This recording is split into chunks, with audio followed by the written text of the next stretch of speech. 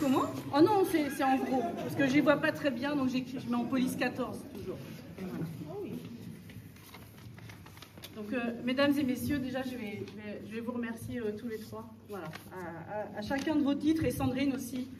Voilà, vous faites partie des gens qui m'accompagnent depuis toutes ces années. Est-ce qu'on peut la soulager 3 minutes de son rôle de journaliste, parce qu'elle est aussi journaliste, voilà, dans un hebdomadaire agricole, voilà, l'agriculteur normand. Et si vous avez l'habitude de le lire, elle écrit très bien. Viens avec nous, Sandrine.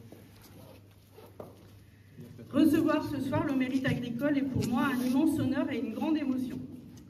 Je ne suis pas agricultrice depuis très longtemps. J'ai eu avant 2014 un parcours personnel et professionnel assez éloigné de l'environnement agricole. La vie réserve parfois, ou souvent, de belles aventures. L'agriculture, la ruralité, je ne suis pas tombée dedans quand j'étais petite. J'y suis arrivée par hasard. En épousant Jérôme, j'ai également épousé sa profession, son environnement, le collectif, la charge de travail et l'engagement des agriculteurs et surtout les valeurs que ce monde agricole aux multiples facettes défend, qui sont l'entraide et la solidarité. Au travers de mon métier, de mes fonctions, de mes missions, j'ai toujours à cœur de valoriser le monde rural dans toutes ses dimensions. Agricole, bien sûr, mais aussi culturel, associatif et humain. Car notre ruralité, c'est bien plus qu'une production, c'est un cadre de vie, une identité, une richesse collective.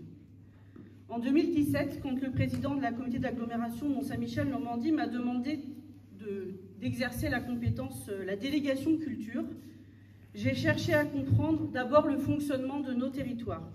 Et notamment, j'ai lu un livre qui s'appelle, et je vous invite à lire, qui s'appelle « La France périphérique ». Ce livre m'a fait comprendre que la fracture en France n'est pas seulement entre les riches et les pauvres, mais entre ceux qui vivent dans les grandes métropoles et ceux qui habitent la France dite périphérique.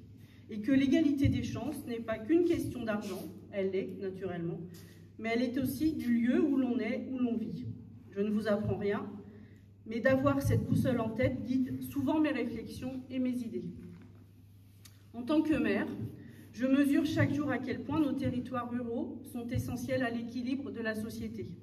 Ils portent des valeurs de solidarité, de proximité, de transmission qui sont précieuses dans un monde parfois trop pressé. Cette distinction, je souhaite la partager avec toutes celles et ceux qui font vivre nos campagnes, les agriculteurs qui nourrissent le pays, les bénévoles qui animent nos villages, les habitants qui s'engagent pour maintenir un cadre de vie de qualité. C'est grâce à eux que notre ruralité demeure vivante et fière. Parce qu'au fond, dans nos villages, tout le monde est un peu agriculteur. Qu'on sème des graines dans nos champs, qu'on cultive nos jardins, ou qu'on entretienne simplement l'amitié et la solidarité entre voisins. Ce mérite n'est pas une fin en soi.